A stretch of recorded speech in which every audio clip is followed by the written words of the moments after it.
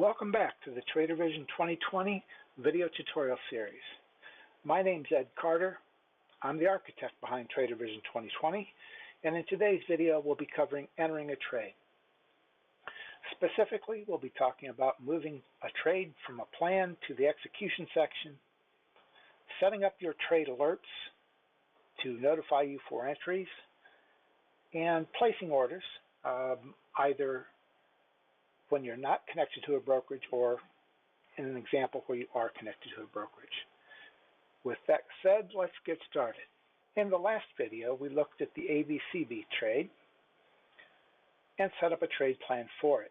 While it's a little bit big for our position, quite a bit big actually, let's cut that down to size because this is a $57 stock and we're talking about a $50,000 account. So let's knock this down to 40 shares. See what that would do for us. It's still 4.5% of our account, but let's go ahead and modify this. See if we can't come up with a valid trade here. Let's do 10, and then 20, and then 10.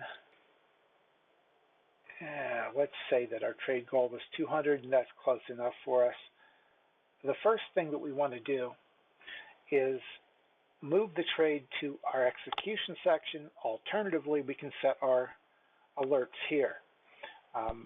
If we had said that we want to enter at about 57.25 on the breakout, it's currently at 54.25, so we want to set our entry trigger above 57.20 on that breakout, and we'll set an alarm here at that price. What would happen is if the price then crosses 57.25, we would get an alert. A box would pop up on Trader Vision that would say that ABCB has reached its entry trigger, and the sound that we have set up in options, tools, options, alert sound, we have an Auga horn set up for the entry, and that's the sound that we would hear at that time. Alternatively, we can move the entire trade or one line at a time down to the execution section, and then we could there we go, that's the sound that we would hear. Hopefully you were able to hear that on the video, and this is the price alert that we would get.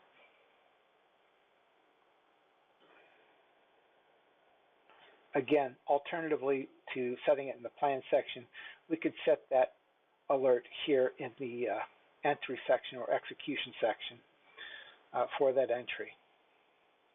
If we had, by the way, connected to a brokerage, we click place the order, and depending on what broker we would be connected to, we'll get a pop-up box to allow us to verify the order that we're looking to place, whether it's an entry order or a stop order or one of the target orders. And this would allow us to place them directly with the brokerage. Alternatively, if we're not connected to a brokerage, let's just say that the price has now reached 57.25, and that was the price we actually got filled with. Then we could place the date and time of our order and execute this as if it had happened now, even if it happened earlier today or do this after the session. And you can backdate the time to the appropriate time.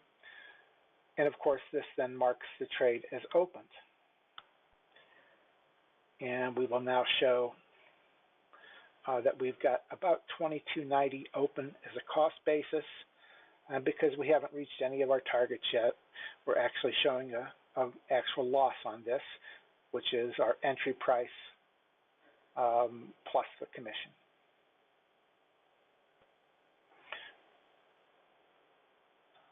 So that's how we would go about entering a trade. It's very straightforward.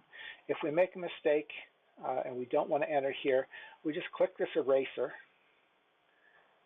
and that erases that order, takes us back to a plan status, and we can wait until we actually enter the order.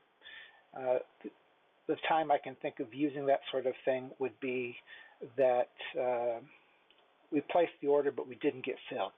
We thought we were going to be filled, but in fact we were not filled. That would be one potential time to use this. Of course, if you are in a Canadian brokerage, you might have a different commission than you thought you would get. I've noticed that from some of our Canadian users. They will report that they expect a commission of, I'll pick a number, $6.95, and on one trade it'll come back that they paid $7.12, and on the next trade it'll come back that they paid $6.90. And it's unknown exactly why that changes or varies. It's probably exchange commissions or exchange fees, but that is unknown to us. Of course, you can edit those commissions to specifically whatever you actually paid. So that's how we would enter a trade. It's very straightforward.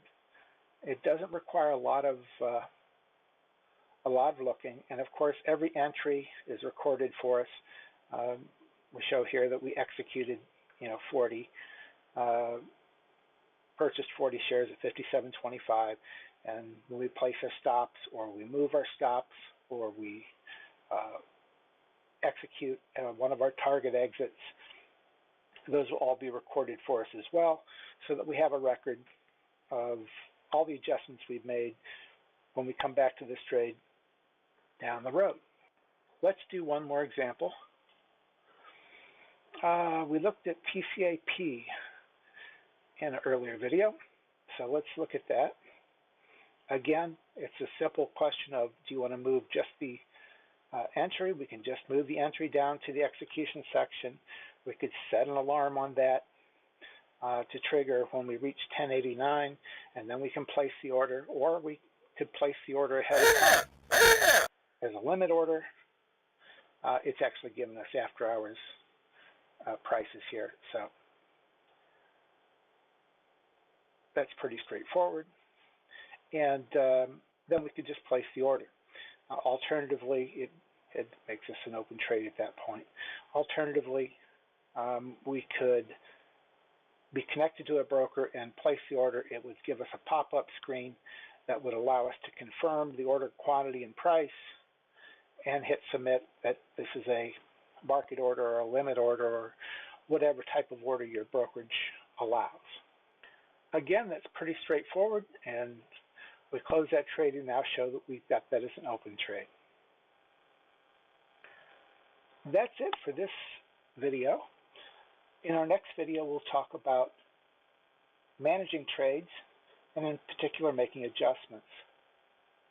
Until then, if you need to reach me, you can always reach me at ed@tradervision2020.com or support@tradervision2020.com.